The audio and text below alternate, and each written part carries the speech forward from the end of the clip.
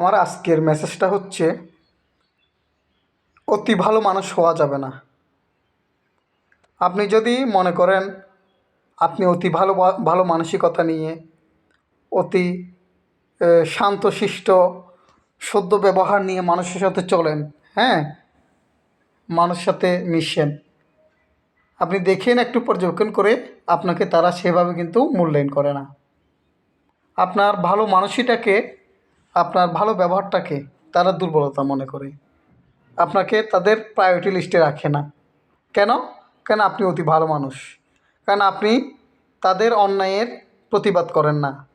তারা যে ধরনের থট নিয়ে চিন্তা করেন, থট ভাবেন বা চিন্তাভাবনা করেন, আপনি তাদের সেই চিন্তাভাবনাগুলোকে সায় দেন, হ্যাঁ, কোনো রকম প্রতিবাদ করেন না, বা কোনো একটা অন্যায়মূলক কথা হলেও আপনি সেখানে কোনো ভেটু দেন না। হ্যাঁ, তার মানে তারা বুঝতেছে যে না, মানুষটা আসলে অতি ভালো মানুষ, এর সামনে বললো কি না বললো কি, বা আপনার ভালো ব্যবহারটাকে তারা, ভালো আচরণটাকে তারা দুর্বলতা মনে করে।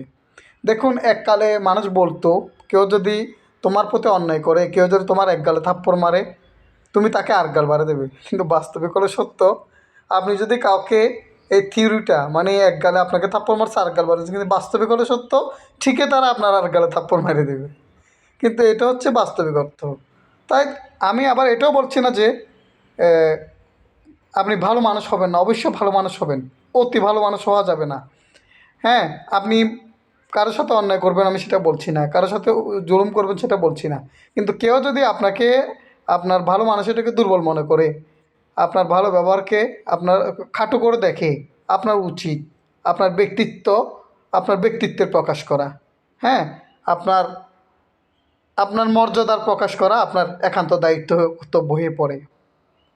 আপনাকে বুঝিয়ে দেওয়া উচিত, আমার ভালো ব্যবহার, ভালো আচরণ দুর্বলতা নয়, এটা আমার বিনয়।